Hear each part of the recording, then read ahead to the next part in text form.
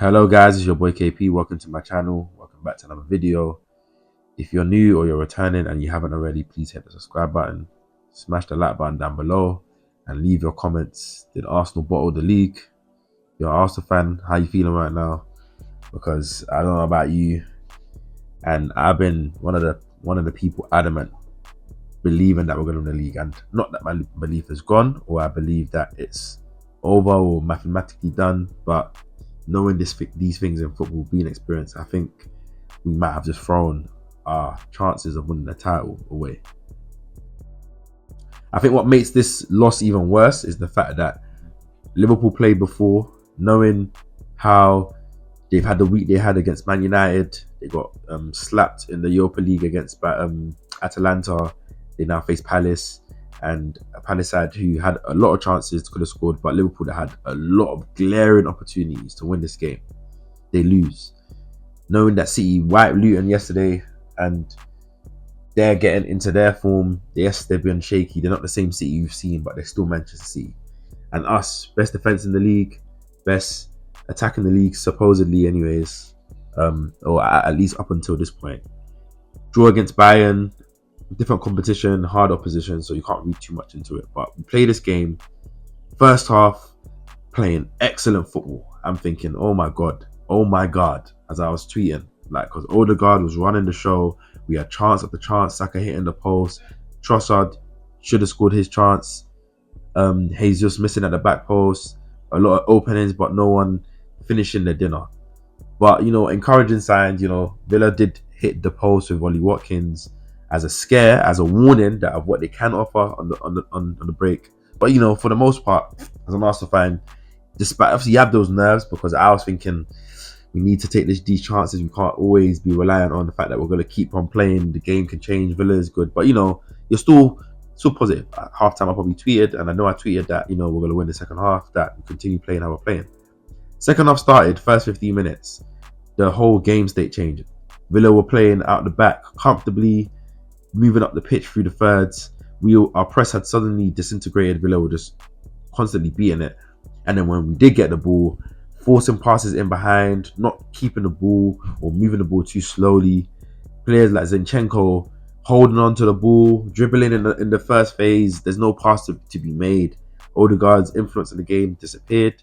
Havertz's run and forward runs that he was doing in the first half that was very, very influential was completely gone.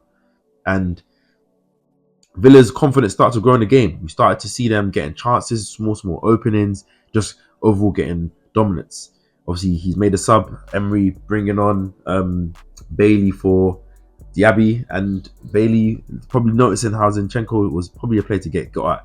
I can't lie. Second half, Emery outscored Arteta.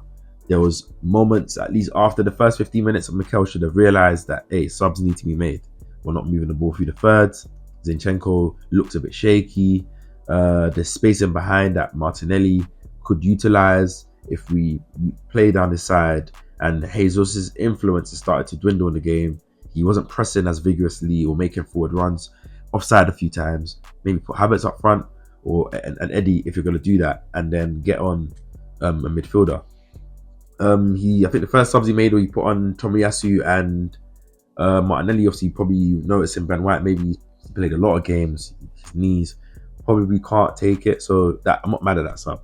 I do think a midfielder, Partey, Smith Rowe, or Vieira should be put on at that time, but I wasn't mad at the subs. Didn't really influence the game. Martinelli didn't really get into the game. Tomiyasu done what he's supposed to do, but for the most part, the cross for the first goal came from his side, and the second goal from Watkins obviously came from a break.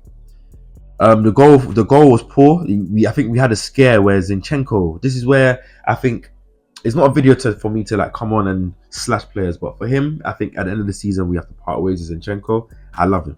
He's a very good footballer. I think he's very technical, very sound. But this season, especially since he's come back from injury, this 2024, I've watched him in a lot of games, and it's like his concentration ain't there. Like, look, the ball, like he won't know if he's meant to go to the ball. Someone's meant to go to the ball. So the opportunity he gave to Tielemans that came off the bar, he had complete control of the ball. I don't know if he tried to. I don't know what he was doing. He was looking if Saka was going to make a run, get control of the ball. We're not winning the game. We're in our defensive third. you're giving Villa confidence because yes, they didn't score from that moment, but they're thinking, oh, these men are feeling a bit of pressure.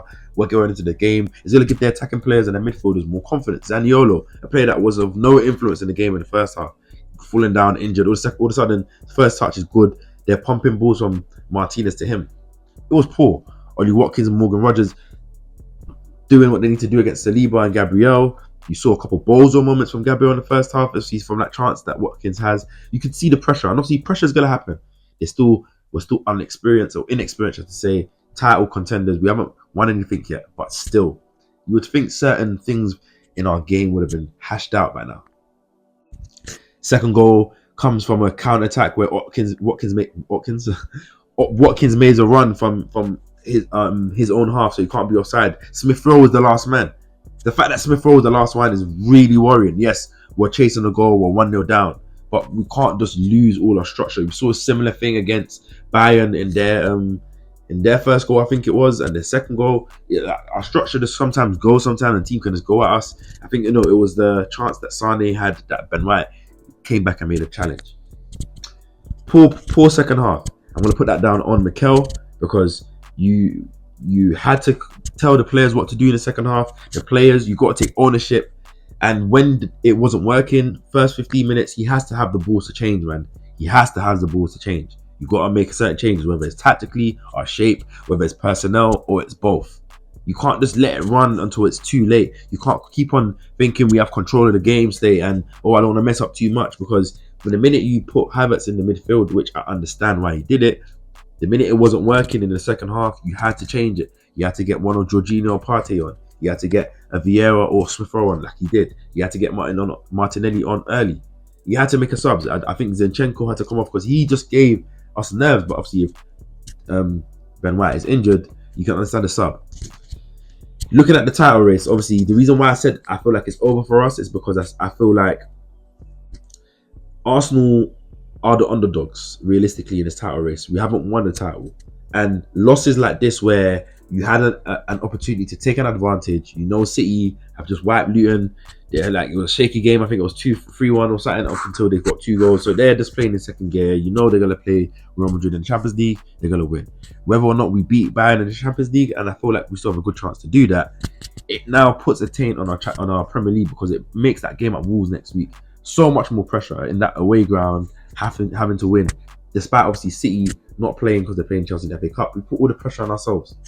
You look at us, and the reason why I say it's done because it's in City's hands. Yes, it's only 2 points, and City could drop points against Brighton or Spurs away or whatever game they have. But for Arsenal now, for a game that I expected us to win or at least put away, we started the game well. To lose that game, I think psychologically is going to do so much damage on this team. Yes, luckily we have the Champions League. It's not just the Prem that we have to wait a whole 7 days to play another game. But I feel like now it puts more pressure on us having to win games when games are close by. How do we play it? We're going to start seeing mistakes from the defense because they don't want to concede a goal because we can't afford to lose anymore. And I feel like unless City lose their next Prem game or we just go flawless at the end of the season, which I don't think we will, but it's not looking good, man. I know I'm being reactive in this reaction because obviously I'm annoyed. I'm pissed off. I don't like what I watched that second half. I don't like the fact that at no moment in time did any player say, I'm going to get control of this game. I'm going to slow us down. I'm going to speed us up. I'm going to try and take this game over. And we let Villa come in second half, get a grips of us, get a feel of us, understand how we're going to play deep, that we're there for the taking, take us, execute us, and the game was done. That's on Mikel. That's on the players. And yeah, man, from a situation where we could have been favourites, we're now, to me, Liverpool are in a bad mat right now. I feel like we've done a lot of damage. And it's down to the players and the team to give us some encouragement back. And the only way they can do that is winning the rest of the games, because I feel like no matter how many games you win, City have a favourable fixture schedule.